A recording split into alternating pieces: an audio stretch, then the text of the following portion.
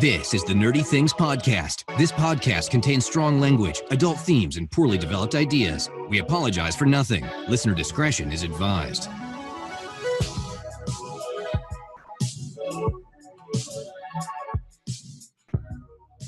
Hello, my name is Kevin. I'm one of the hosts of the Nerdy Things Podcast. Welcome, everybody, to our podcast. I am joined, as always, by Jules. Hey, Jules. Heyo. And by Tim. What's going on, Tim? Kevin, that was cozy AF. Yes. Welcoming us. It was wonderful. Well, I got some complaints from Jules last week. I figured I'd continue with what I wanted to do, but also bring Jules's, criticism into the forefront. Continue with the fans' love, you mean? That's what you're talking about. Guys, it's 2018. What the hell? It is 2018. It's also 18 degrees. It's a heat wave. Woo! I don't have my normal Nerdy Things hat on because it's cold and I'm wearing a warmer hat. Yeah. We just had 7 straight days of weather that was like 12 degrees or less. So 18 feels like, yeah, cozy. Wow, that's ridiculous. Shout out to 31 degrees here in San Antonio, and nobody knows what to do with it. I know all my relatives across the country are posting, oh, it's only 40, it's only 31. I'm like, screw you. My hand froze off on my way to my car. Like I hit it with a hammer and it just fell right off like shattered glass. Wow, some T2 here, which was just upgraded to 4K, so that's cool. Wow. Yeah, they already canceled work tomorrow, so that's fine. That's fun. I mean, I wasn't going in anyway, but So y'all like everybody shuts down. Y'all have like snow. Is that? We don't even have snow yet. Oh, So yeah, if we get like 5 or 6 inches of snow, we'll probably, depending on when the snow falls, we'll either open late or close early. But I mean, 5 or 6 inches is nothing to us. But rumor has it, parts of New England or parts of Massachusetts and New Hampshire are going to get like 12 to 14 tomorrow. So that's a fairly significant snowfall. That'll keep people in the house. we gotta shut down the podcast. We can't. No, it's like the perfect time, guys. Perfect time to drop a podcast Thursday of a snowstorm. Yeah, if you've been wanting to listen to a podcast, or if you've been waiting, if you wanted to binge listen all of our podcasts tomorrow, or you're stuck in the snow, is the time. Or start a podcast. Why don't you start a podcast? Let us know what it is, and we'll tell you how much better our podcast is than yours. Because don't do that. Kevin, it's 2018. The heck out of this thing tomorrow while everybody's sitting inside. Yeah, there you go. Do y'all have like the resolution thing? Do y'all do that for 2018 or nah? You don't do that? A little bit. I mean, I want to just be a better me. Honestly, that's all it is. It's all about just a constant improvement. What can we do to make the podcast better? What can I do to make me better? Do I want to go to the gym? No. Am I gonna? No. That's not even a resolution. Can I eat better? Yes, absolutely. I'm gonna try. I bought some celery and then it rotted. Wow. I'm always trying to do better stuff. I wouldn't say that the new year is a time where I typically set a resolution, but it's fun to turn a page. You think about, oh, here's some things that I didn't do as well as I would have liked last year, or some goals that I'd like to achieve. And this is just a natural turning of the page to kind of refocus your energy and maybe just try and do a little better. Yeah, sure. I think same. I don't really believe the whole let's go to the gym January 1st, let's do it up and start this whole new thing. It's like, no, just if I would have felt like joining the gym, I would have done it December, whenever. So it's just kind of like I think we're ready. It's going to be our whole first year of doing the podcast, like all the way through, because we started in March and we're going to hit a year very soon. And we're just, I think, all three of us are really excited to see what we can do, what we can keep doing, and see where this can go, and see how many of these things we can do and how many people we can reach with this podcast. So that's going to be fun. Don't forget, you can reach us on social media at Nerdy Things Pod. That's Nerdy Things Pod. You can send us an email at nerdythingspod@gmail.com. You can visit our website, nerdythingspod.com, for the latest nerdy news updated daily, and links to our social media, or links to our merch for shirts and more. And we have some merch out there, probably on sale, something like that. It's always on sale. Go check out the new designs, and there's going to be what's Kevin wearing right now? He's wearing a Nerdy Things I got the gamer sweatshirt. sweatshirt on. Yeah, check it out if you're watching us on YouTube. You can watch us on YouTube as well. There's going to be links to that on the website because we do this in video, and you can check us out. Check out our beautiful faces. Check out Tim dying right now. Our Patreon for extra content like bloopers and early access to our stuff. We do release the podcast early every week. It's $1, at least $1, and that helps us out a whole lot. And you get the podcast before anybody else. You get some extra bloopers. You get extra stuff. Anything that we want to put out supplementary throughout the week, you get it first.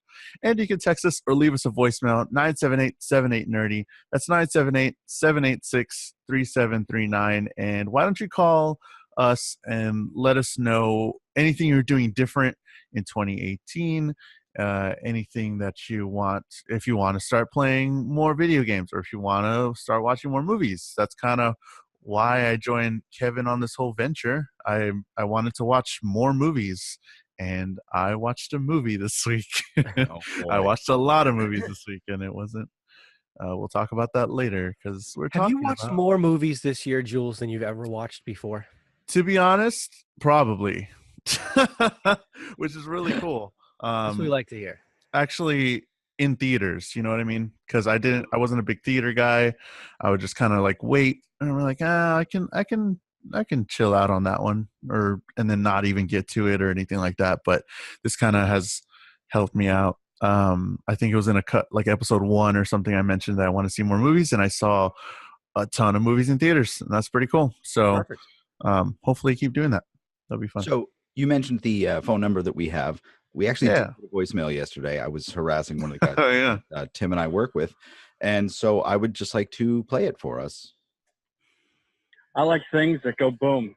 That's pretty much it. He likes things that go boom. Oh. That is the end of it. That is Chris. Huge shout out to Chris. How are you, Chris? One of the guys I work with. Wow. It's Chris. He's the cold one in the warehouse. The cold one. Hey, the cold Chris. Their last names, the two Chris's, are so similar. That's why I didn't want to tell you the last name, not only because of the podcast, but just in general, you wouldn't have known. It would have been whatever. Here's an iTunes review. You can leave us an iTunes review. We really like those. We're running out of new ones. Go ahead and leave us whatever you want, and we'll rate your review about our podcast. You can do that on iTunes. You can do that on Stitcher. I think anywhere you can rate us and leave a review, go ahead and do that. But this one's from Odd Traveler. This one's a little short. He says, "Do the nerd fool," and he just says, "Keep up the great work." 5 stars. Thoughts? Do the nerdful. I don't know what that is. I don't know what that is. Oh, well, doing some... Appreciate the encouragement. That's all I got. Mark. 3 out of 5, I think. Thanks for the review. I mean, really. Yeah, there you go. Thanks. Yeah, we'll take anything. It helps, maybe. Of course. Yeah. Hey, question, Jules. Did you come up with a T-shirt for this week? I did not. Did you have an idea? I got a solution for you. Just slap Anna Kendrick's face on a shirt. Okay. I'm good with that. Yeah. Probably buy it. Perfect. Done. With our @Nerdy Things Pod. Yeah, exactly. All it right. looks like a personal endorsement, so that's cool. So yeah, we're talking Pitch Perfect, the movies, and we're going to talk about the first one, the second one, and that last one. That was not that great. And we're going to be talking about that a little bit later because we have some nerdy news. It was very light on news. There's still that weird window where there's hardly anything going on. Nobody wants to talk about stuff, but there is some things we can touch on. So, time for the nerdy news. Nerdy news. At 6 o'clock. All right. So first thing up in the nerdy news. Sucking down an applesauce. Hey, you know what? I'm shilling for Mott's applesauce. Leave me alone. So I am a little remiss. We missed a major birthday last week. And so I think from now on, I'm going to start checking the calendar and making sure that we shout out to people, celebrities and other, whose birthdays it is. We missed Stan Lee's birthday. It was December 28th. What? Dude is 95 years old. Jesus Christ. So I had to make sure that we mentioned that because Stan Lee is responsible for every movie that came out in 2017 and every movie that is scheduled to come out in 2018. So, good on you. Yeah, I always hate seeing old people whenever, I see them trending for some reason. I'm like, oh no, oh no, oh no, oh no. But it was for a good reason. He's 95. Jesus, he just keeps going. Right? I know, Entertaining seriously. the world for almost 100 years. Do you think he's going to freeze his brain with Disney? Maybe. Yeah, probably. I mean, so I heard an interesting Stan Lee / kind of weird story this week. It was on like trending thing on Reddit, but the article was like 2 years old. Apparently, back in the 90s, Michael Jackson was so obsessed with the idea of playing Spider-Man that he almost bought Marvel. He tried to, yeah. Wow. So Stan Lee, it was at this point that Stan Lee had sold Marvel to another company or somebody had taken control, and Michael Jackson wanted to play Spider-Man, so he figured he'd buddy up to Stan Lee, and then Stan Lee gave him the bad news and said, sorry, pal, I don't have any control over whether you play Spider-Man or not. You need to talk to the people at Marvel or the movie studio we would partner with.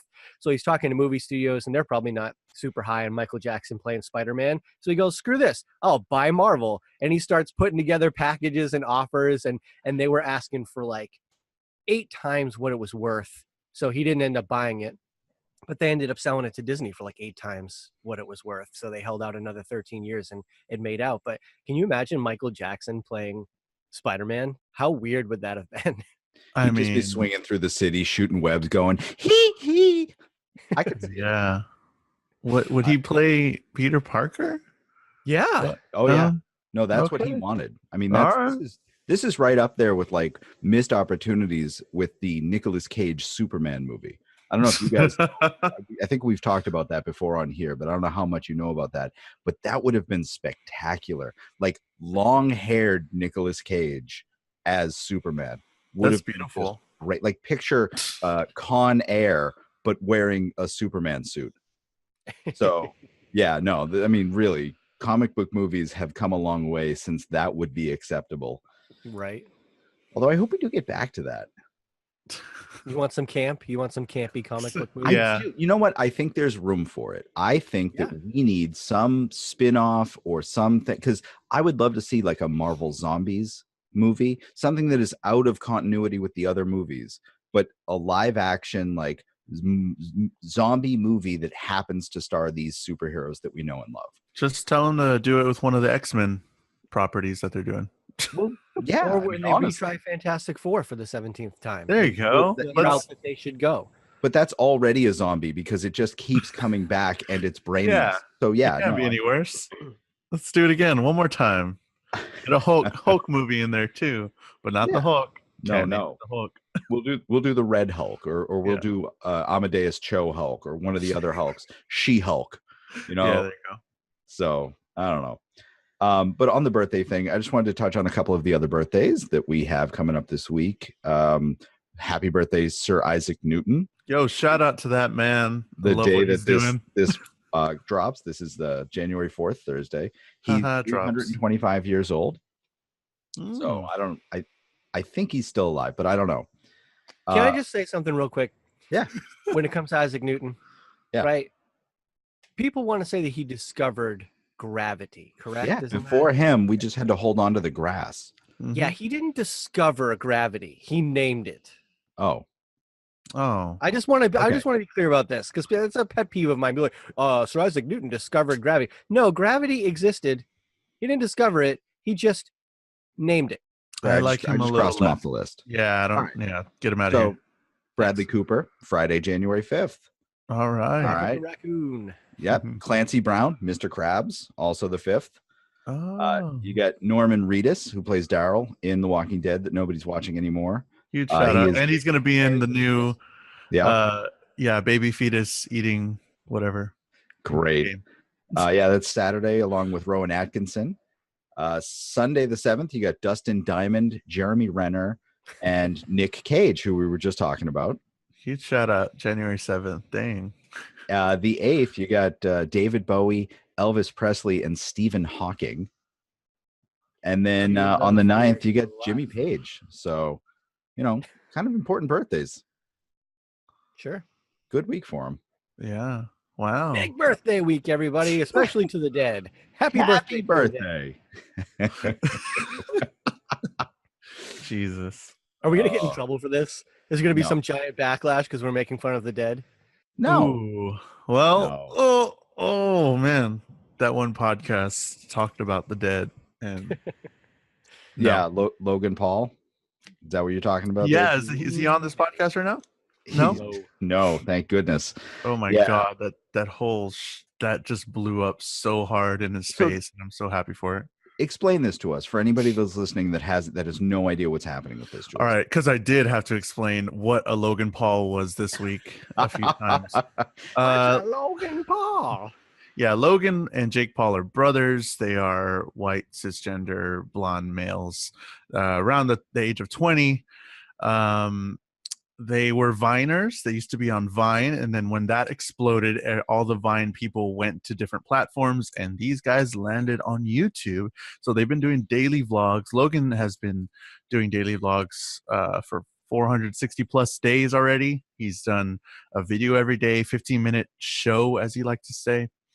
And Jake Paul recently passed 10 million subscribers in under 6 months or something like that. He was like one of the first ones. Huge brothers. They're making tons of money off YouTube, whatever. They were in the YouTube Rewind, all that stuff. Big powerhouses. Anyways, this week or a couple days ago, Logan Paul did one of his daily YouTube videos, and it was, "We found a dead body." That was the clickbait title. And it was him in the thumbnail with a dead body, a real life dead body in the thumbnail with only the face blurred. There's like a lot of backlash that is not correct, but I'm not defending him at all. I'm just stating the whole facts that in this video that he did take down, he didn't monetize it. He did start off by saying he wanted to bring awareness to suicide and all this stuff, but the way he did it was really wrong. He went into the Japanese suicide forests to go and camp in the forbidden section where people aren't supposed to go. And he looked very surprised when he found a dead body. Somebody had hung themselves pretty recently, which is as they do, because that is the place that they do it, and it's not Japan has a big problem with that, and a lot of people do that, go to that place. It's like a sacred whatever thing. A lot of people do that, but him going to the place and him trying to film and all that stuff and the way that he reacted to it is what the backlash is about, because it just seems like he was so insensitive when it comes to all of this. Very insensitive. Unaware to the culture, and he's just trying to get his clickbait and his views and all that stuff. And it was really ridiculous because you can see him and his friends sort of laughing at it, like, "Oh my God, is that a dead body?" And like there's some argument saying that that's how some people deal with that kind of stuff, but like don't continuously show this dead person on screen and just blur out his face. Like that's very. But where did he go? Let's be clear about this. Where did he go to shoot this video? The suicide forest. That's what it's called. What did he think he was going to find? No, I know. This is 100% intentional from start to finish. You don't go to the suicide forest to go, "Hey, watch me walk through trees, everybody. This will be a fun little vlog as I trounce through the forest." You go to the suicide forest because you think you're going to find a person who committed suicide. Right. Yeah. He said he was going to make a video where I go to the grocery store and then I'm shocked I find groceries there. Right? Bananas. What? This is nuts. Literally. But he continuously showed this person that had just committed suicide. There are some people that said that he didn't call authorities. He did call authorities. They did do all that stuff. But it was his first reaction to actually put the camera on them and make it about him and his reaction and all that stuff, and keep showing this person that took their life. And that was very disrespectful. And he's receiving a lot of backlash on that. And there is, I don't know if this is going to be good or bad for him, because there was like 600,000 likes of people before he took it down by himself. Like, his core fan base doesn't really care. Yeah, I'm pretty sure they're going to keep watching him. The it's rest a of sad the world we live in, and I'm sure he got a lot of subscribers, even though this wasn't monetized. Zach Braff actually on Twitter has this whole big long thing talking about this guy, and he's not wrong. Like, it's going to sell merchandise for him. It's going to bring people to his page, even just talking about it, and we're doing that now. But I think it's despicable. I really do. Like, this was intentional. This was, I'm not going to say well thought out, but it was thought out. So now it goes onto YouTube's end, because it did reach the top trending videos while it was up, and people are talking about YouTube being like, he shouldn't be allowed to create on this platform. Why are they censoring LGBT videos when this guy puts a dead body in the thumbnail and it becomes trending and all this stuff? And this is what YouTube had to say about that. Our hearts go out to the family of the person featured in the video. YouTube prohibits violent or gory content posted in a shocking, sensational, or disrespectful manner. If a video is graphic, it can only remain on the site when supported by appropriate educational or documentary information, and in some cases, it will be age-gated.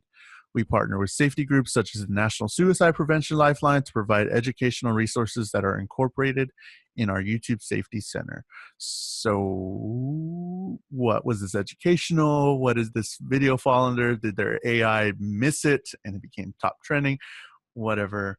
How long was it up before it was taken down? That I don't know that part of the It was story. taken down by him. It wasn't taken down by you. No, I know, but how long was it up? I don't have that number. Probably about half a day. Take for YouTube to catch these things? I guess my point, I don't entirely blame YouTube, because we put up videos.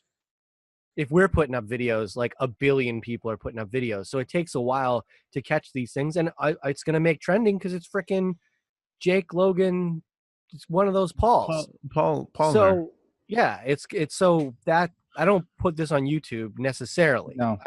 I don't say that they're removed of blame, but I don't necessarily put this on them. This is all on the responsibility of a 22-year-old kid who's trying to make his living being a goofball.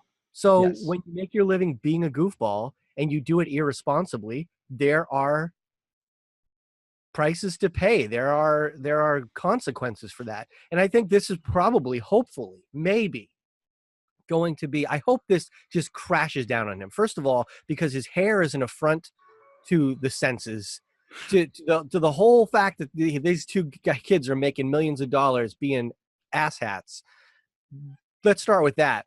But I hope that this comes crashing down on them, because I hope it becomes a lesson to the YouTube generation to say, yeah, there are a bunch of people out there that'll watch your videos if you're just being a goofball.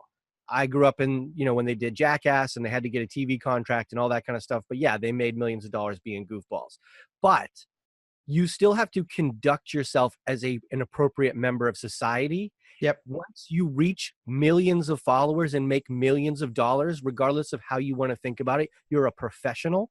You need to conduct yourself as such. And whether your public image is being a goofball or not, your behind the scenes persona needs to be that of a business person, because you are now running a business. And if you screw up, your business goes out of business and you stop making your money. So I really hope that this crashes and burns on him, so tons of younger people can learn the consequences of, without borders, being an idiot. Yeah, I hope they do. I really do. For sure. You know what? Talking about something that didn't crash and burn. Yeah. Star Wars. Star Wars. So The Last Jedi has passed $1 billion in the box office already. So that's cool.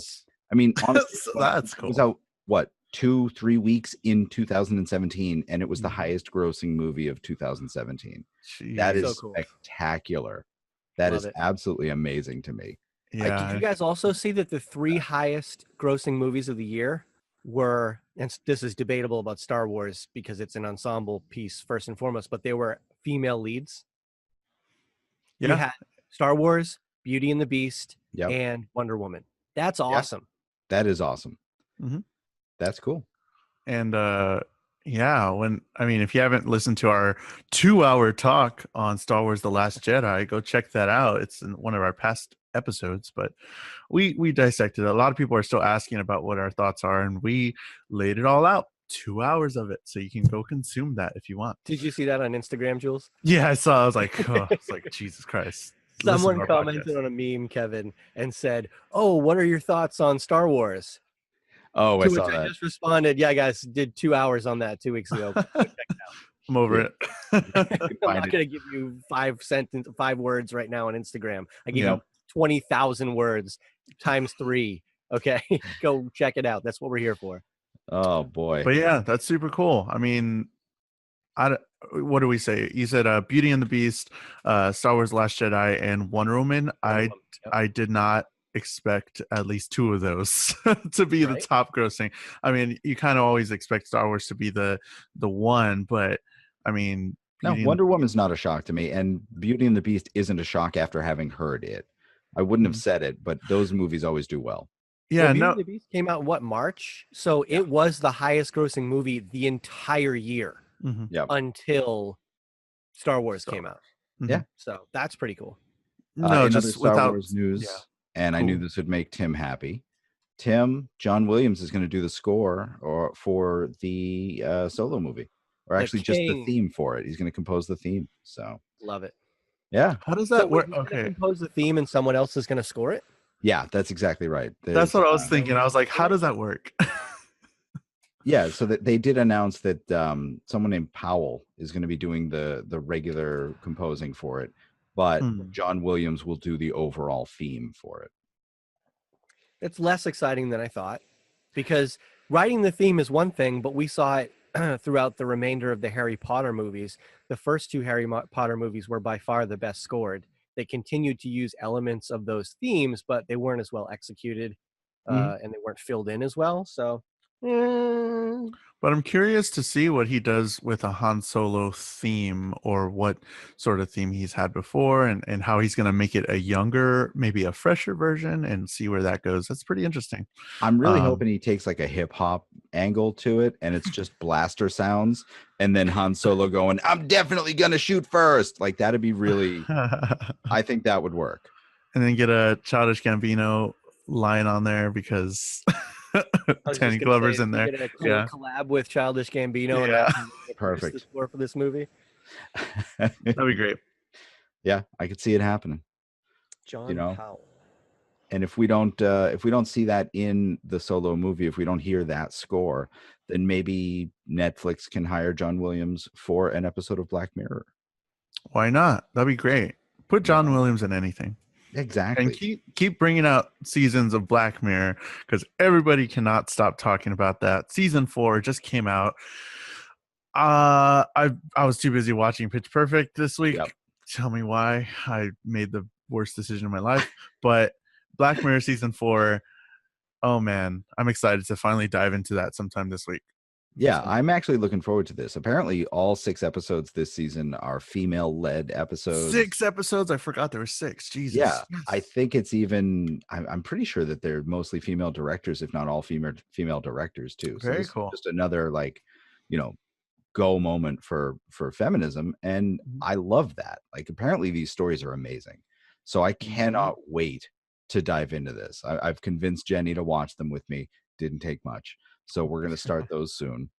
Apparently there was one that rivals San Junipero, and San Junipero was the best episode, and apparently there's one that rivals that. What, Tim? We know you didn't like Black Mirror. Didn't like it. It was garbage. Jenny, if you're listening, don't do it. Make Kevin watch it on his own. It's not worth it. Don't do it. It's so good. So how do you really feel, Tim? All right. It was terrible. I mean, I saw Business Insider was like the headline on their article, which I didn't read because I don't read much of business. But I just like to see the headlines and people's reactions. It was, if you don't enjoy Black Mirror, maybe it's because you haven't found the right episode. And I posted in the comments, if you have to find the right episode of a show, it's not that good. Yeah, I guess so. I don't know. Boy. Maybe season 4 is more your jam. You should try it out. Oh, maybe. Please. Listen, I'll tell you what, I'll make a deal with you. I'll go back to the other 3 seasons. If they're directed by a majority of males then I'll watch season 4. Ooh, don't have Because that this on me. could be a Let's see. totally different perspective. Okay. We'll look it up. Okay. We'll let So you we'll look that up and we'll see, and maybe I'll give it a chance. All right. Cool. You guys have anything else we need to add? No, not a big news week. Like we said, we're just waiting for some craziness to happen, some new movies to drop, some new video games. There's not a whole lot. Everybody's just playing their new Xbox One X's or whatever, and they're getting their new Nintendo games. So Yeah, there should be a Nintendo Direct coming soon. They usually do one in January. That kind of sets up the new year, so that could have some exciting announcements. Maybe some Metroid stuff. Maybe some more of hopefully. the Yoshi game and whatnot. So that's something to be looking forward to. Keep your eyes out on nerdythingspod.com to stay up to date on when that might happen. ooh, I'm looking right here, and it looks like most of them are males. There's one Archangel. If you want to watch that's season 4. Never mind. I guess they are all males that did the Perfect. first 3 seasons. So watch season 4. Tim's gonna watch season 4. Awesome. Feminism. #feminism. Let's do this. All right. All right. Anyways, let's get into our the main topic this week. Main topic. All right. So as Jules said, today's main topic is the Pitch Perfect movies. So we made Jules watch not just the third one that just came out, but all of them. And he is 2/3 happy, 1/3 miserable. Can you tell me I'm not the only one that thought the last one was a shit show? Oh my god. Oh, I guess I am. All right. Well, How was it? I described it to Kevin yesterday, and I think the way I phrased it was, if you didn't see the first 2 movies or didn't like the first 2 movies, then this would be a terrible movie. no, you explained it to me, and I watched both of them. But I think I enjoyed the third one by product of the first 2. Okay. That's how I feel about it. Yes. Because I'm a big fan of the series. I had watched Pitch Perfect a couple times before I met my wife, but my wife is a massive fan of the Pitch Perfect series. She sang a cappella. She did this whole thing. So I think I've seen the first one 127 times, and I think I've seen Pitch Perfect 2 96 times. So yeah, I've seen them a lot.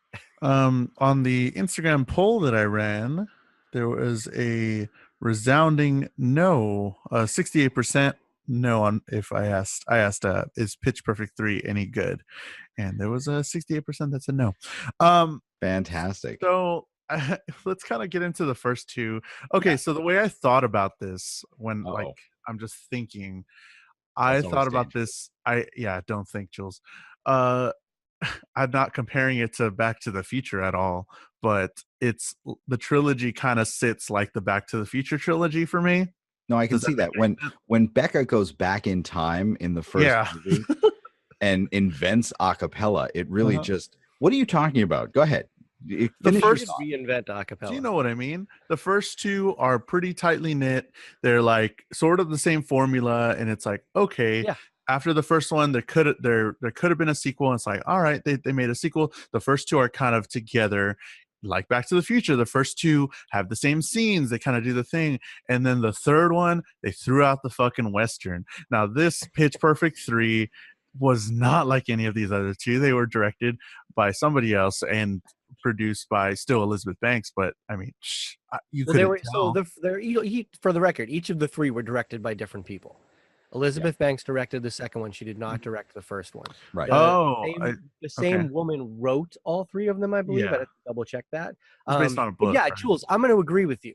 The third one went off book, and it didn't succeed. But let's and that's what I'm saying. Let's get there. Let's start with 1. Let's go to 2, and then let's talk about where 3 jumped off the tracks, to use your Back to the Future into analogy. Eastwood Back Review. in time. So, Tim, why don't you give us a little synopsis on the first one, then we'll talk about it. All right. So the original Pitch Perfect movie follows, the main character. That's an ensemble piece, but the main character is Becca Mitchell, played by Anna Kendrick, who's coming into college reluctantly. Her father's a professor there, and she just wants to make music. She wants to be a music producer. It just so happens she can also sing like an angel, but she really wants to make other people's music. So he forces her to come to college. She's very antisocial, has massive trust issues, but he says, reluctantly that if she tries at college, if she tries to join a club and she doesn't like it, then he'll send her to LA to make music and pay her dues. And what does she do? She joins the Barden Bellas, an a cappella group, and tries to impact the world of a cappella from the outside, and met with great resistance, ends up doing so. She was alternative girl. A She true was. underdog story. Right. But this movie, like, so I think what made this movie special was, first of all, the cast. It's a very talented group of young women. Anna Kendrick has sung on Broadway. She's got a tremendous voice. She's a nerd, like a big theater nerd. Brittany Snow's got a great voice. Anna Camp's got a great voice. The girl who plays, I can't think of her name, Esther Dean.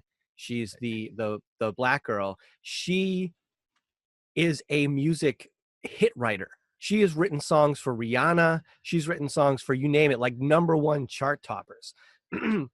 So they just picked a talented group of women who love each other. They get a kick out of like being around and hanging around each other, and that shows up on screen. I think the chemistry of the women involved is really what makes the movies so special. But the timing was key. So this came out in 2012.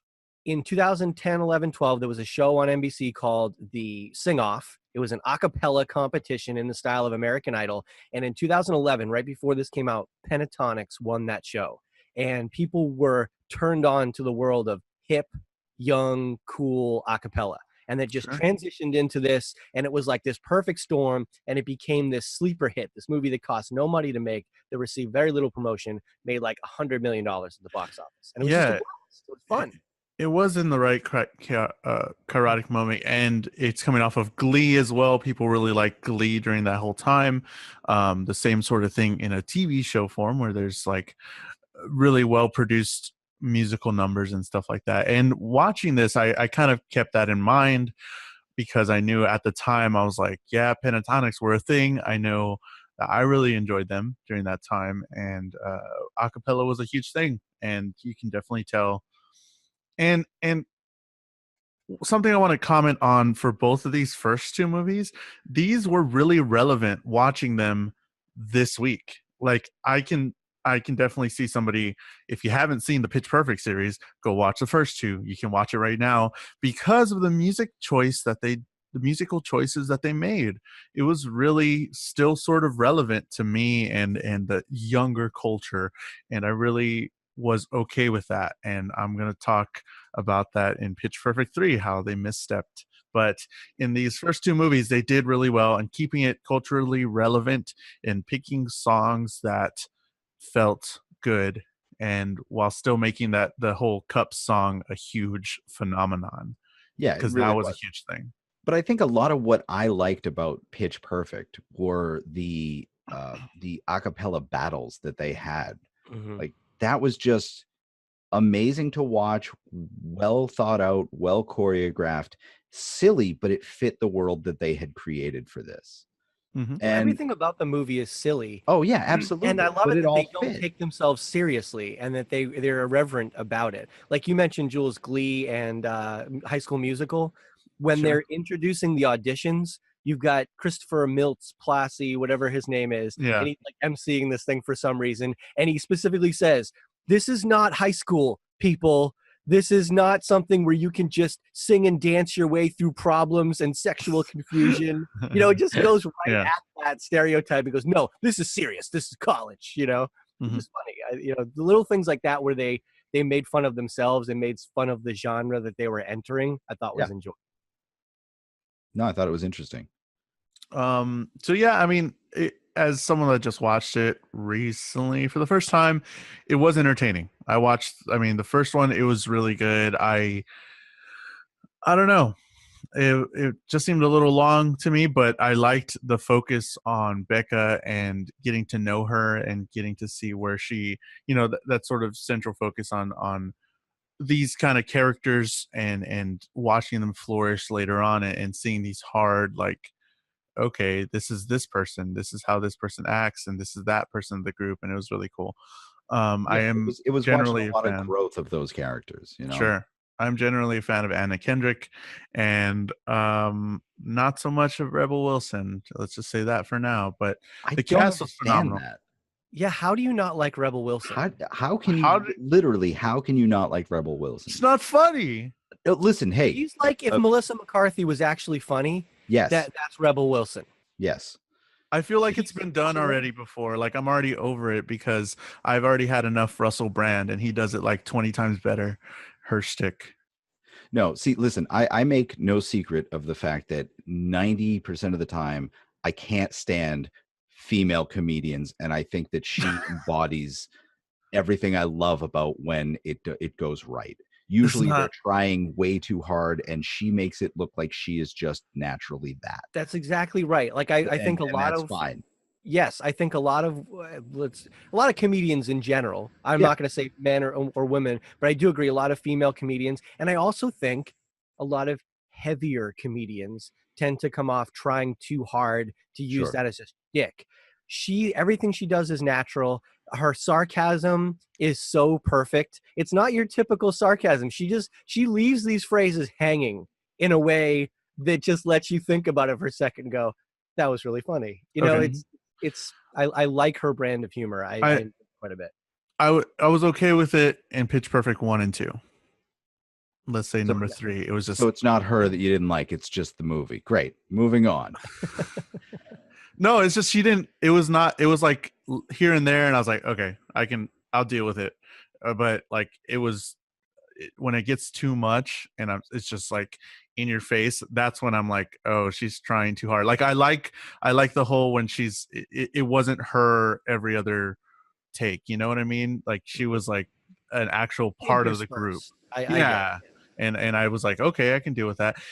Are we not going to talk about fucking Bumper and the goddamn Troublemakers and all them? Because they were an amazing part. I love them. They're great. Not to be like super male, but like they're really good.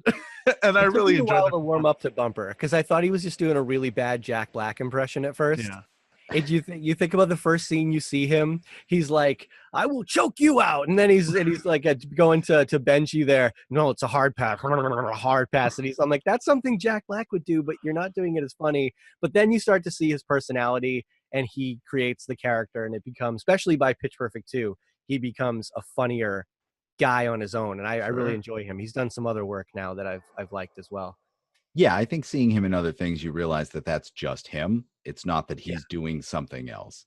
No. And so that's fine. Like he's done a couple of bit parts in Modern Family. He's, in Workaholics, which is just amazing. Mike and Dave's wedding exactly. or whatever. Which is really weird. Looking at Workaholics came out in 2011, and then he was in Pitch Perfect in 2012. They're like, they saw Workaholics. They're like, we need that high guy for our movie. That's weird. Okay, cool. Yeah. So yeah, the thing with the Troublemakers, and I think with all of it, the music is really good in this movie. Like the actual arrangements, the performances that they give, the rip-off stuff, it's all really good, and all these people are really talented. But what they continually try to do is flip the perception of a cappella on its head. And you think of a cappella, and they use the announcers kind of as the narration of that. He's like, when I was we just used to snap our fingers if we were feeling frisky, you know what I mean? And so that's because you're a misogynist there. Yeah, right. So not a little. They talk about all these old stereotypes, but then you've got these characters that flip it on their head. And in the Troublemakers, you've got Jesse that comes in, who's a super nerd. Like we identify this in the first scene that he's in, where he's just singing in the car to Becca, some woman he doesn't know, some girl he doesn't know, and then he's just such a geek to her in the record shop. But when he's on stage, he's so cool. He's like kicking the mic stand up, and he's doing these moves, and he's got this great voice. So I feel it. All of these people are like super nerds in their own little culture, but what they do is so cool. And it's the same thing with the Bellas, where you've got, Fat Amy, who just, when she performs, everybody just starts going nuts because she's got all this personality. And, all of these people bring their own little thing that's just, the new members are just different from what you'd expect. You get a little hip hop element, you get a little psycho element, you get a little sexy element with the girl who's obsessed with her body and whatnot. And you just bring all these things that you don't expect into a cappella, and it just culminates in good music and fun times. Sure. And then a big part of the plot is that the older Bella doesn't want to conform and change the music. She doesn't want to be new and hip. She wants to stay with what they've been doing and older songs and all that stuff. And then she gets this ragtag group of people together, and Becca sort of, headlines that they're going to do something a little different. And as a first movie, looking back on it now, they put the stakes really well. All she wanted to do, or all they did for like their final thing, was like sing different songs together, did that whole 4-chord challenge thing with them, and that was super cool. I was like, cool, that's a great first thing to start off. Especially like in Dragon Ball Z, the power build, or like World of Warcraft, the power build like grows exponentially all the time. Yeah. But as a first movie, I was like, okay, cool, they got a place to go. And then they went and they kept going. Well, yeah, but I mean, I think you're right. I think the first movie really had a definitive start and end point. I think it reached that conclusion, and I think it did a very good job of wrapping that up. It didn't need a sequel, but there was plenty of places it could go. Sure. And then everybody liked it so much, and they liked the character so much. Why wouldn't you want to continue in the story? No, and exactly. You did culminate with Becca and Jesse finally kind of getting together, and the last performances were satisfying. I think that's one of the things that this movie did so well, is you were never left feeling like there was these loose ends that they didn't satisfy. The Troublemaker's performance was really great. It was fun, and Benji came out and got his solo, and this just the guy that you feel bad for the whole movie got his shining moment. And then Becca gets on stage and does the whole Breakfast Club theme song, and you can see them connecting. That's like a Goosebumps kind of moment for me. When these two people, he thought he was on the outs, she was trying to get him back in, and then he hears that music, and that's his passion, is this movie music. And he's like, she's doing that for me. And when she puts her hand up in the air at times with the lights, the whole thing, man, that's so cool. I freaking love that stuff. Like, I'm such a cheeseball for that kind of stuff. So it's very satisfying ending. Done. Yes. Yeah. Very much definitely. So. I would, if it was on, I'd definitely watch it. Okay. High marks. I would watch Pitch Perfect 1 solely for the end sequence, the riff off, when Becca raps and everybody gets involved. That's awesome. And the scene where Chloe confronts her in the shower is gold. Because she's so insecure, and as Brittany Snow as Chloe is just naked. Let's start with the fact that this girl cares about the a cappella group so much that she's in the shower with a guy doing we don't know what, drops that immediately to go seek out the girl who's singing. Yeah. Hey, you can sing. This guy, I don't care about him or whatever we're doing. You can sing. I want to make you sing. And then just like, I'm naked and who cares? And that whole scene is hilarious. So that's what I love about these first two movies is that there's scenes that I can pick out that I'll watch that movie just for those few scenes because they're that enjoyable. That's really the hallmark of a good movie. Mm-hmm. Yeah, for sure. Going into the second movie. So they made this one in 2015. Yep, 3 years later. We're back. Pitches. Why don't you explain what goes on in the second movie with the Bellas, Tim? Kevin? Oh, Kevin. Cool. Yeah. Okay. Fine. I have no idea. I haven't watched it in years.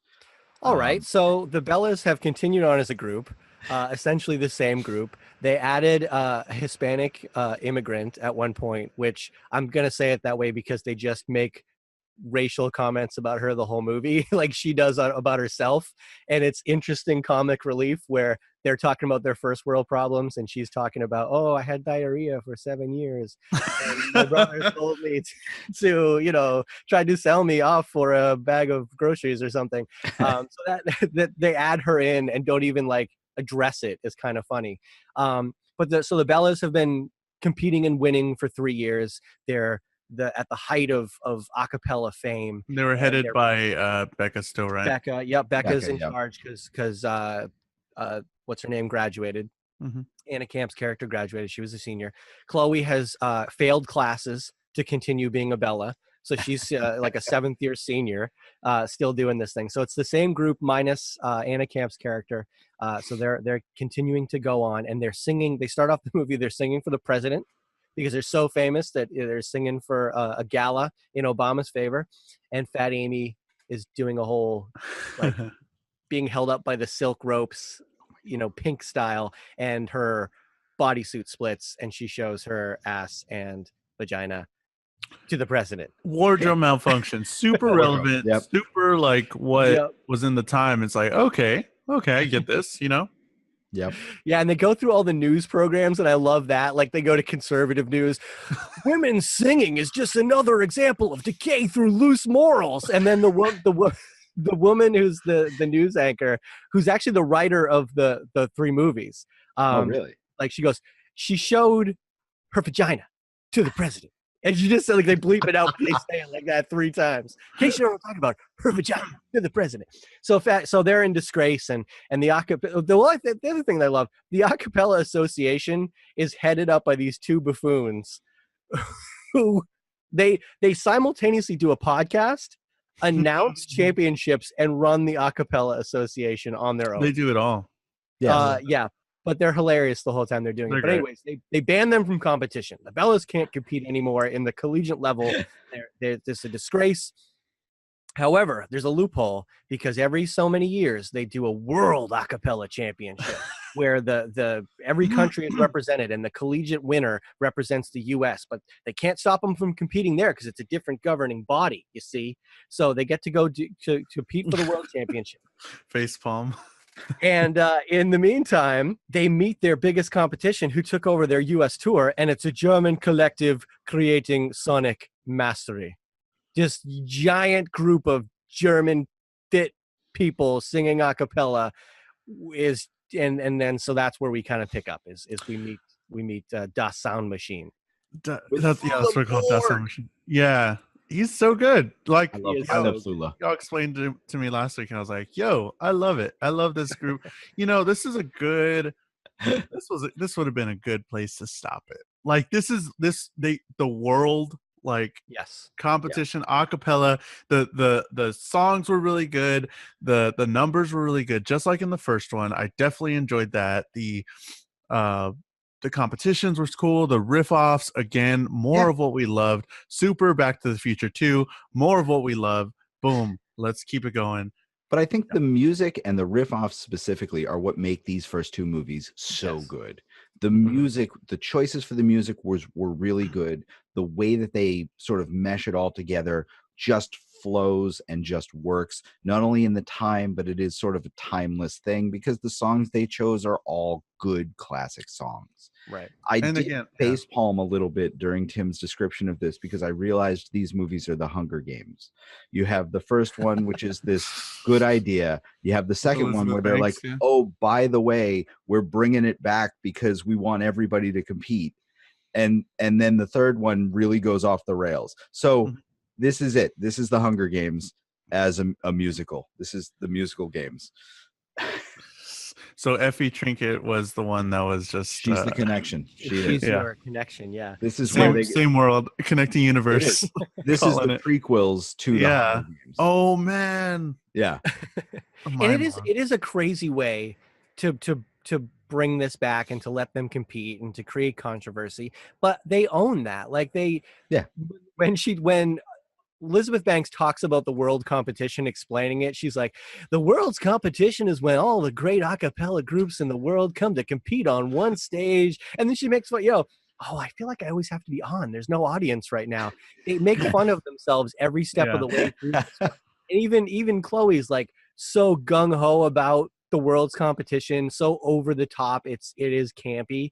And I think that's one of the reasons why it works too. We saw this second movie because we like the characters and we like the music. Right. And the music, I felt that this was one of the few sequels that was better than the first one because it did all the same things as well or better. The music was just as good. When Das Sound Machine comes out and does an a cappella version of a Muse song, oh my gosh. Yeah. No, I know. It was so well done.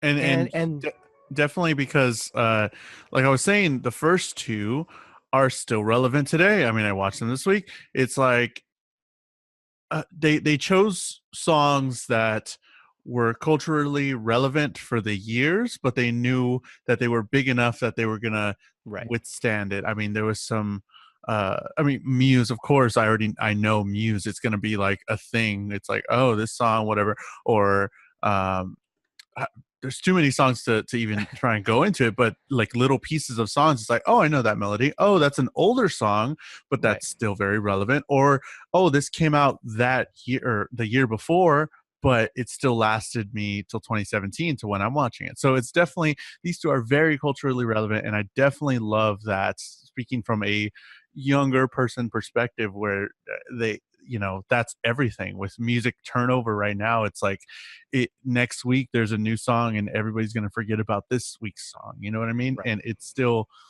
they picked songs that did last, have a lot of longevity to them. That's really in a cool. world where Taylor Swift releases an album and releases 4 singles before the album comes out in a period of 6 weeks.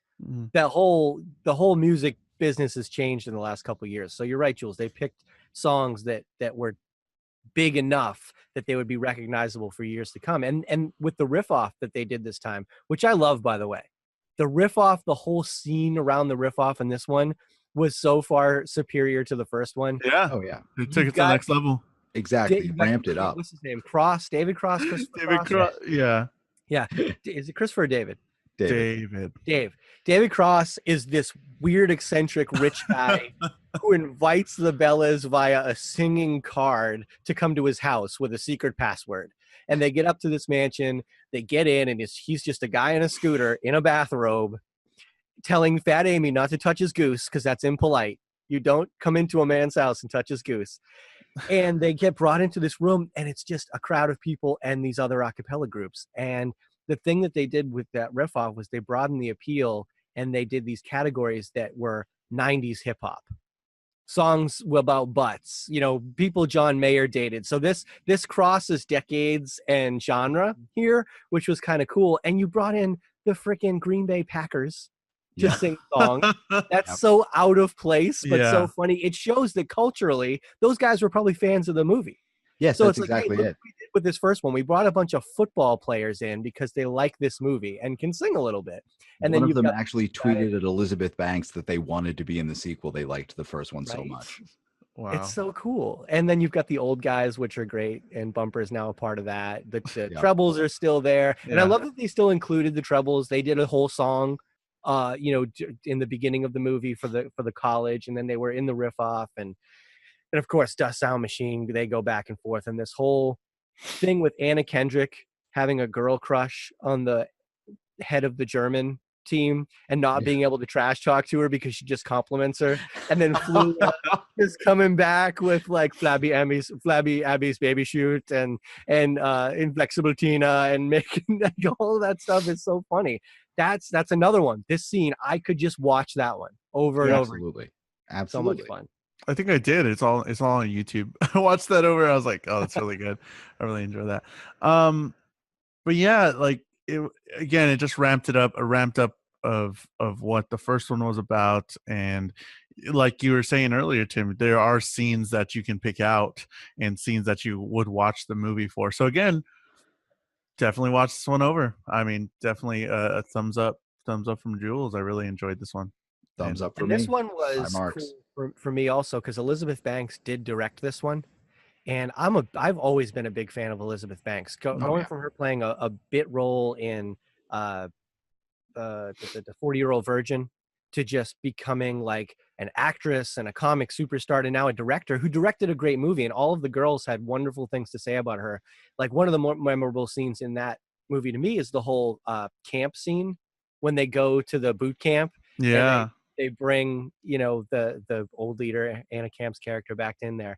That whole thing where they're doing the music montage and they're learning to sing basic songs and like going down zip lines and stuff. They're doing a bunch of stuff. Yeah. There was no direction on that. They said, Elizabeth Banks said, guys, we're going to do this for the whole day. So have fun. And they just filmed it. They just filmed them doing the blob, doing the zip line, going through obstacle courses. And it was nothing but their natural reaction, just having a blast together. It was really cool. Yeah, I really felt that when I saw that. I was like, they're just doing it. It's like whatever. Camera's on. I didn't realize Elizabeth Banks was in the Tobey Maguire Spider-Man movies. She was. She was Betty Brant. She was the secretary outside of J. Jonah Jameson's office. Really? Really? I just looked it up. Wow.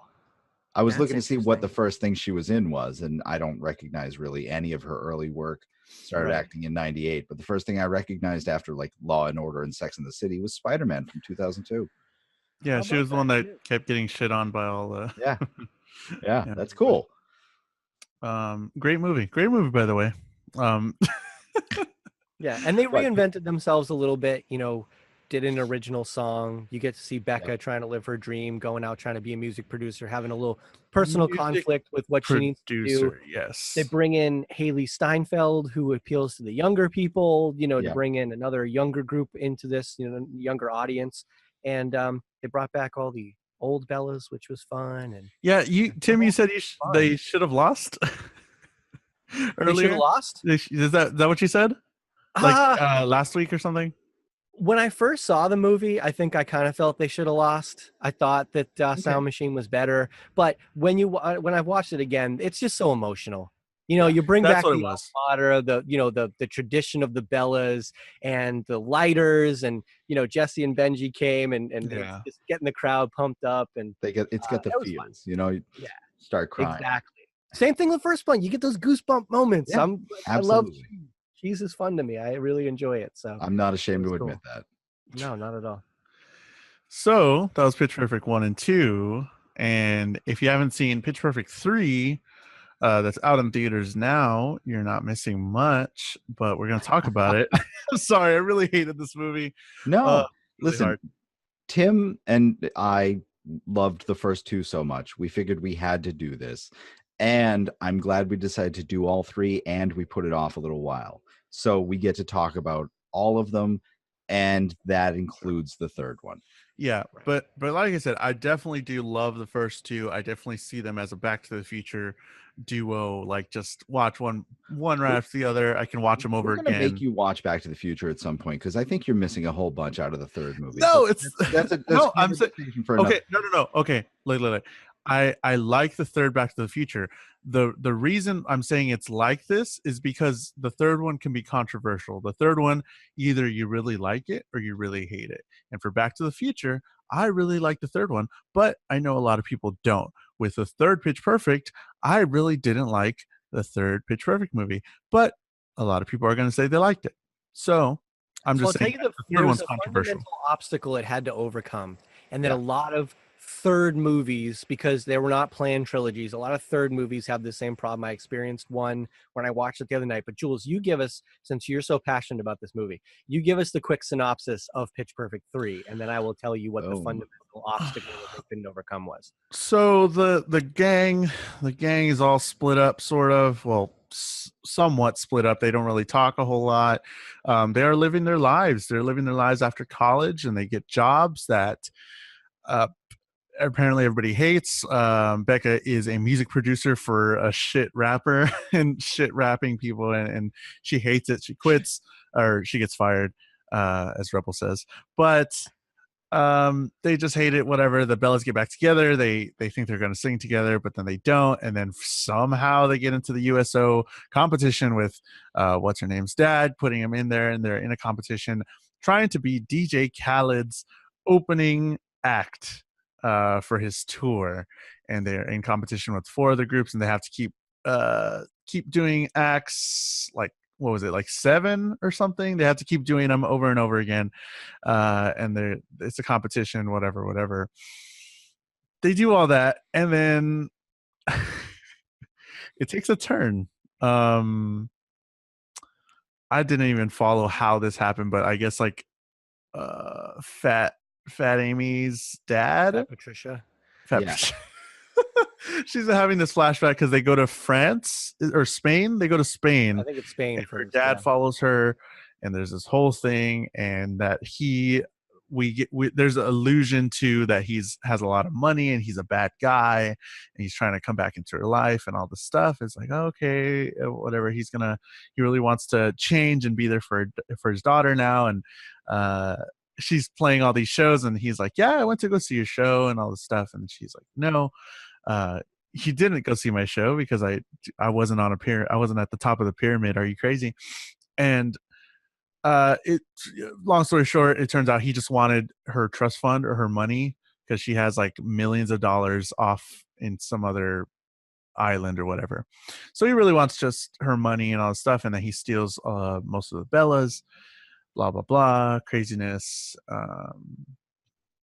They take him down with a a musical number of Britney Spears, and all's right with the world. And the Bellas technically don't win the DJ Khaled sing off or whatever.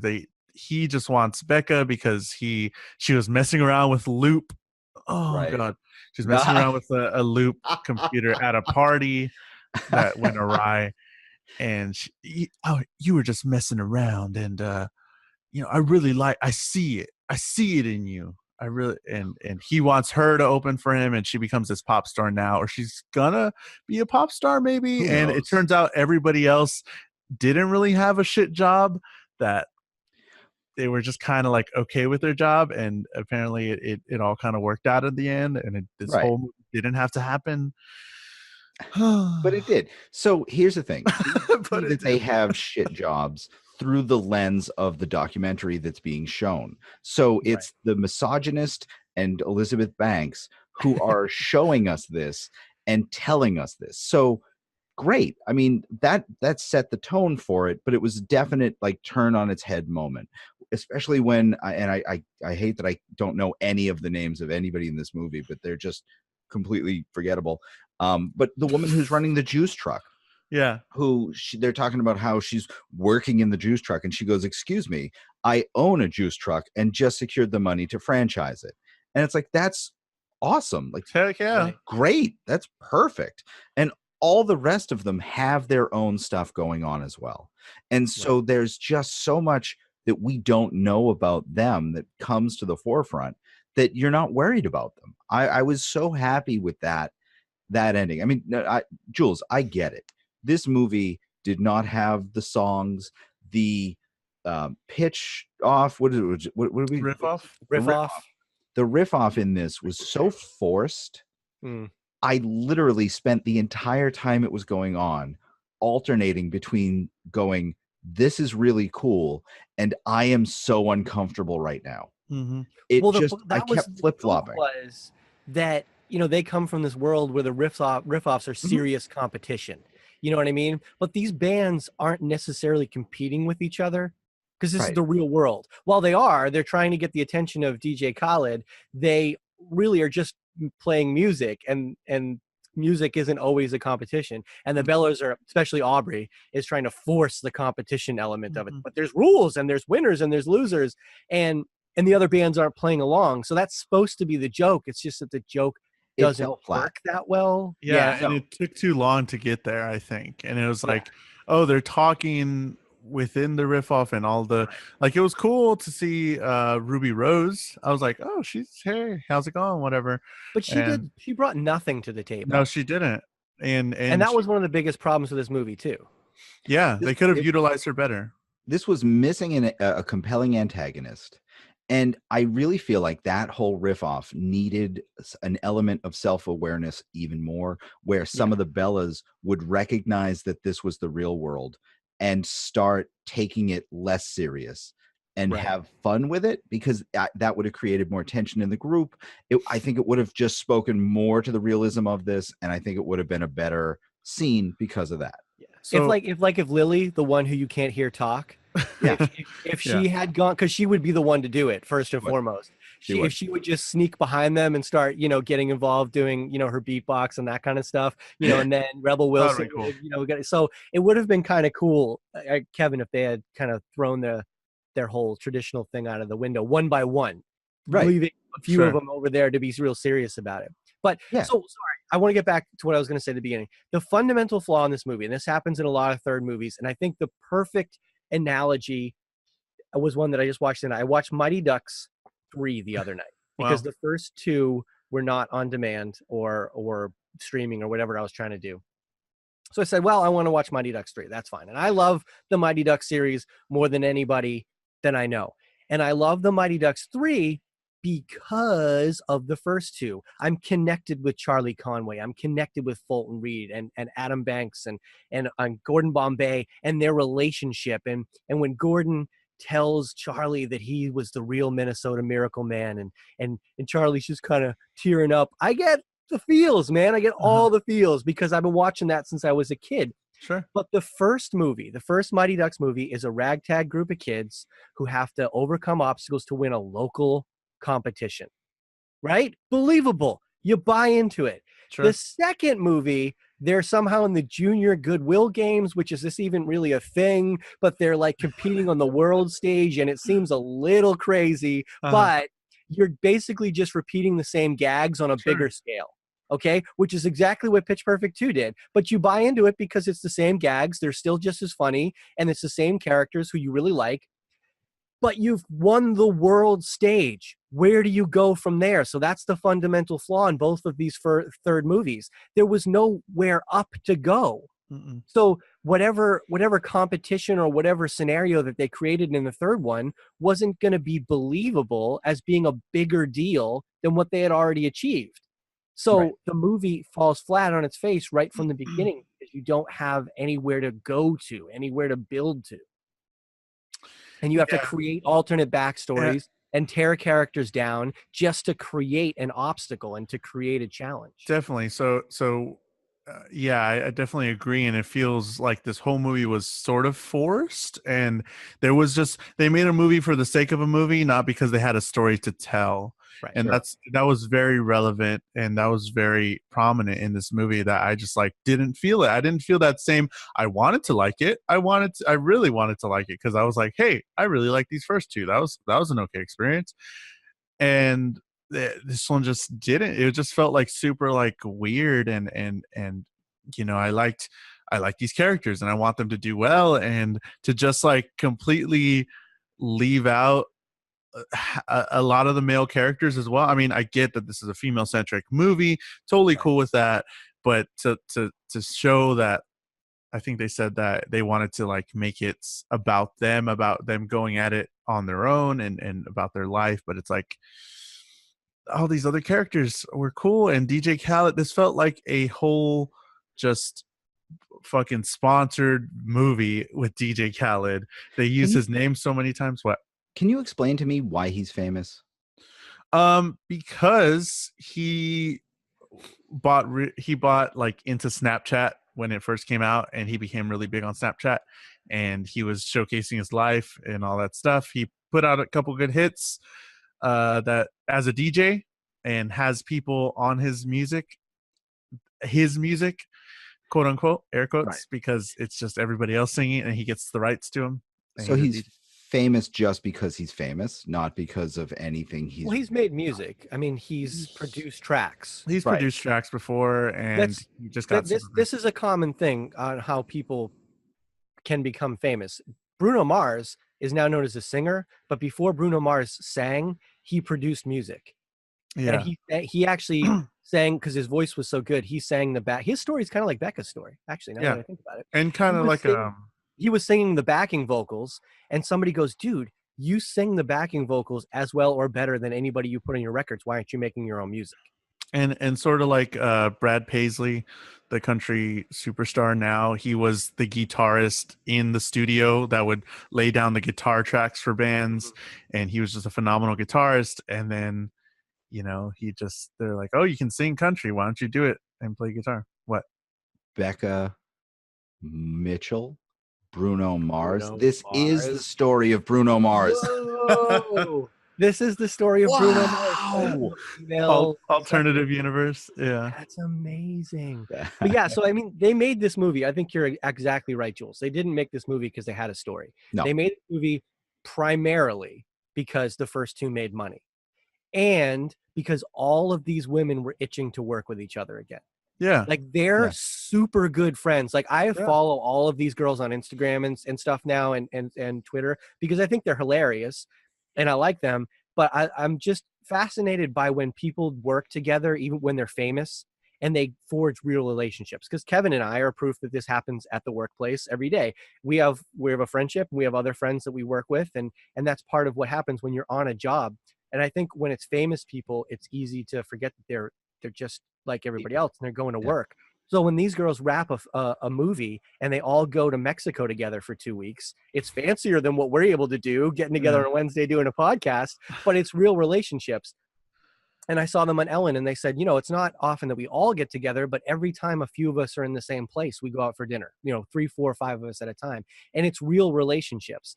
And I think that's another reason why they made the movie. And I think it is the only reason why I enjoyed the movie. The chemistry of the women involved translates on screen. I like their relationships. I like how they play off each other. And I like that they just genuinely seem like they're having a good time. I thought the music was lazy. The arrangements weren't as creative. They oftentimes just sang one song instead of mashing them together, which was Becca's whole, trademark. And it's really difficult to create a fictional band with instruments and everything that comes off as good. So none of these other bands I looked at and go, wow, they're awesome. Whereas when I'm watching the a cappella groups in the other movie, I'm like, wow, they're awesome. Yep. And there was no relationship between the antagonist and the protagonist. And that was another special thing in the first 2 movies. Right. I didn't hate the German group. I liked them. And I enjoyed the fun banter that went back and forth. I didn't hate the trebles. I loved the trebles. And I loved their interaction together. I hated the wet bandits. What was their name? Always wet, never ever wet, ever moist. Ever moist. That's what it was. I hated ever moist. They had no personality. No. They were mean, and they didn't even give them good shit. They weren't talking trash well. So they were too cool for it. They were a throwaway. Exactly. So none of that spark and charm from the first 2 movies existed in this one. It was too well polished, too shiny and new. And it's what made it good was all these different songs thrown together. Like you were saying, whenever Ever Moist was on stage, they were looking at the Bellas were looking at him backstage and oh my God, they look so cool. And they're just standing there with their guitar strumming. And they're not cool. No. And it's oh, okay. Whenever, in the past 2 movies, there's a cappella doing choreography and doing all this stuff. It's you built all that up. And now because society thinks this is cool, it's no, in your world, this still isn't cool, and whenever they get on stage for the first time, everybody cheers for everybody else, but they didn't cheer for the Bellas. And it's oh, they had to win the crowd over and all this stuff.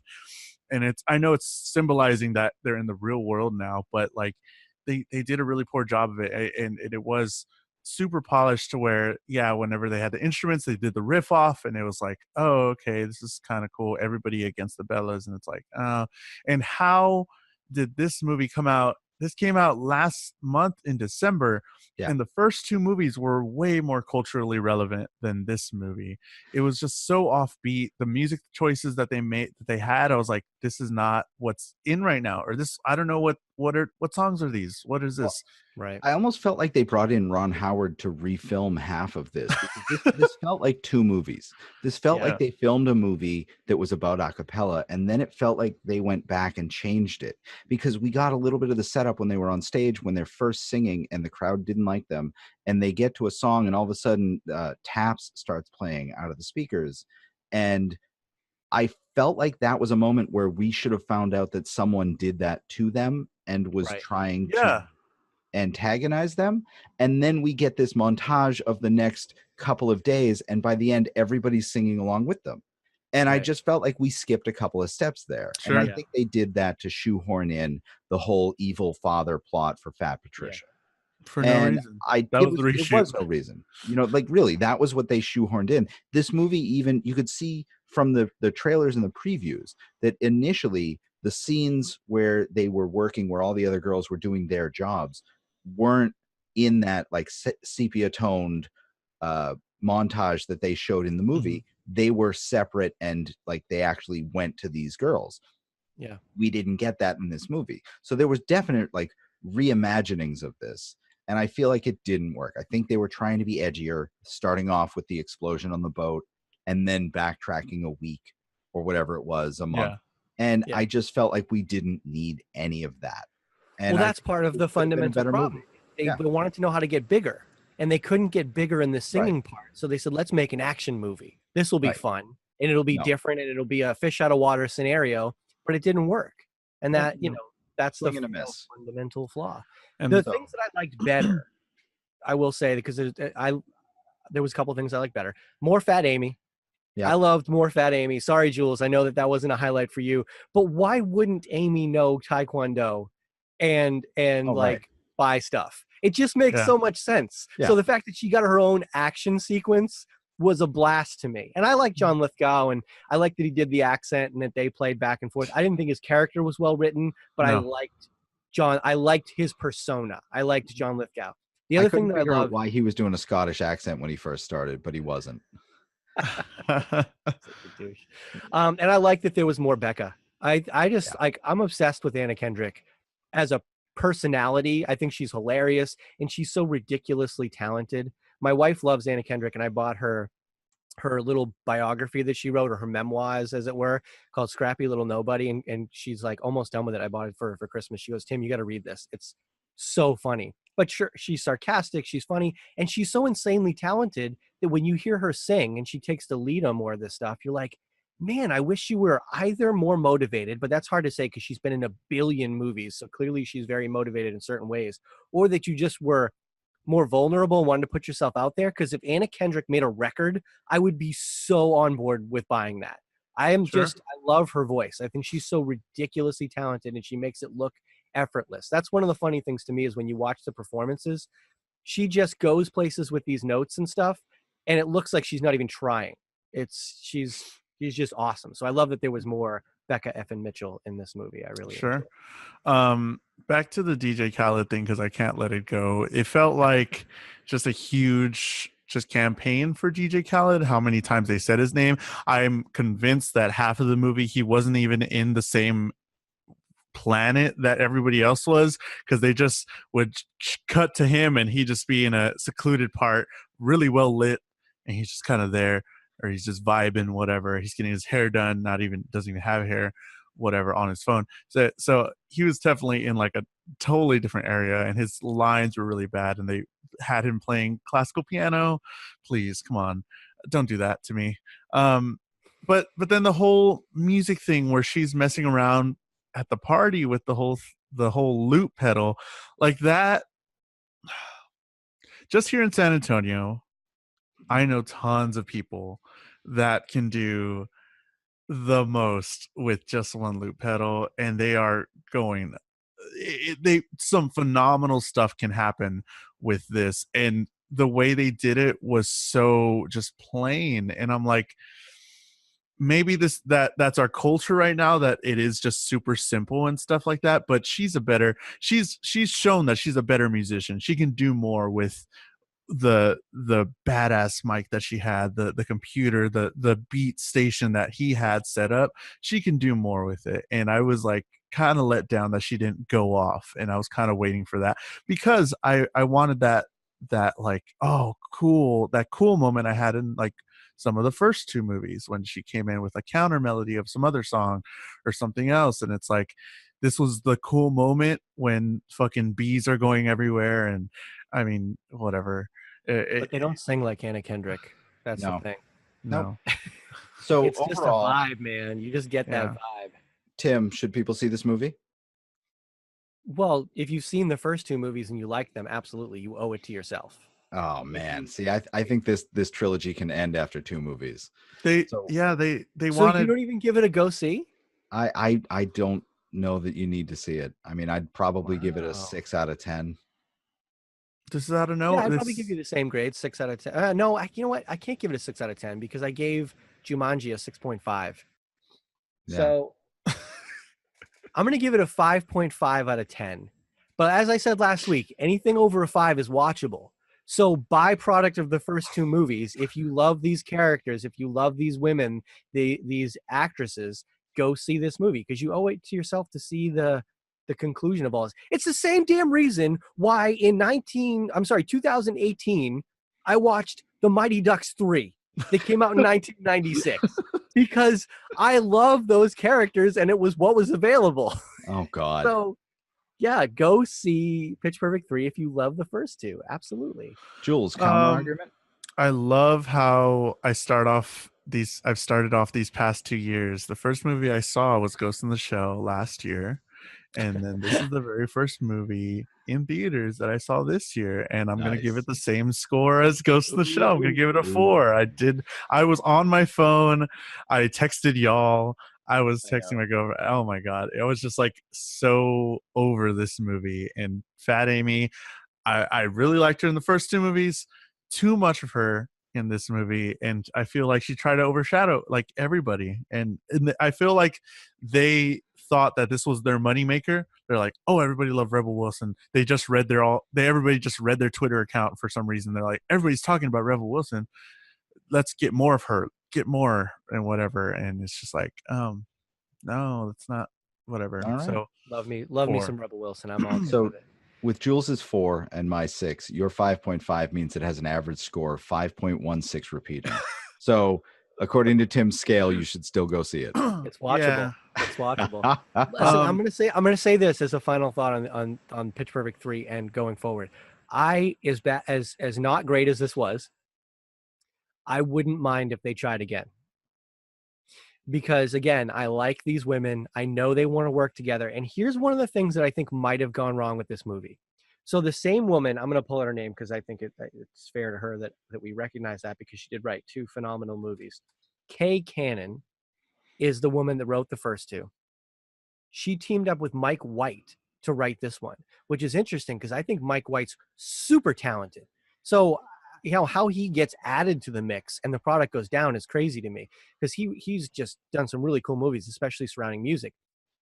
So they wrote 2 good movies, or she wrote 2 good movies. I don't know what happened with the story in this one, but Elizabeth Banks was set to direct this again because they were so happy with what she did in the second one. Mm-hmm. She got pregnant and had a baby and decided that while she wanted to be involved, she didn't want to do the full-on time commitment with a less than 1-year-old baby.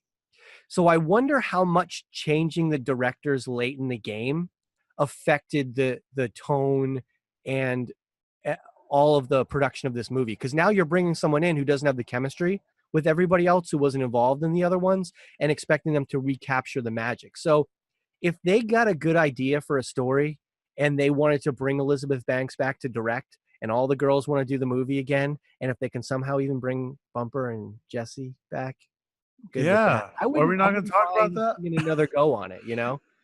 Yeah, bring them back. They quickly dismissed everything that they built up in the first 2 movies. They're like, oh yeah, whatever. And it's like, oh my God, really? Come on, this is what we've been waiting for. Like, we want more of that stuff. And I mean, the director credit. What was her last director credit? Step Up, All In. Yeah, probably. They had to find, like I'm telling you, I really feel that might have been one of the downfalls on this movie was that late in the game they had to find someone to replace what they felt really good about in the director. And so I'm thinking Ron Howard. They should have gone with Ron Howard. I'm thinking story-wise, okay, I got it. I'm working on this in my head. Okay. Becca becomes this pop star, right? Oh, God. Becca becomes a pop star. Okay. She's writing the hits. She's making the hits. She's a hit maker. Everybody else is living their life. And then there's a TV singing a cappella show, like the Sing Off, that comes on, and they're looking for groups, and they recruit the Bellas, but they team up with the Trebles. Whoa. So you got minus Becca to start with, okay? Yep. You bring back Benji, you bring back Jesse, you bring back Bumper, you get all these guys together, they're doing the thing, and then I don't know, something happens to Becca. Like she releases a record and it's a complete flop, and she ends up having to come in and where I don't know. But here's where I'm at. That's where my head's at. Go guys, make it. I feel it.